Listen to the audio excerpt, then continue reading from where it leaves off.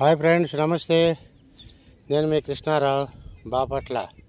చూడండి సార్, మన ఆర్గానిక్గా పండించుకున్నటువంటి పొలంలో ఎలకలు ఏ విధంగా దాడి చేసినాయో పక్క వాళ్ళ చేనులో లేవండి. ఎందుకంటే వాళ్ళు కెమికల్స్ అన్నీ కలిపి కొడతారు కాబట్టి ఆ స్మెల్కి ఏం రావటం లేదు.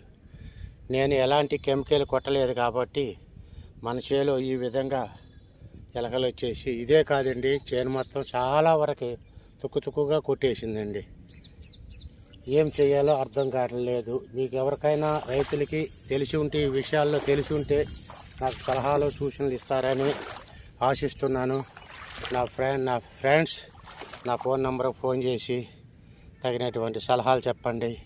ఇలాగే చాలా చోట్ల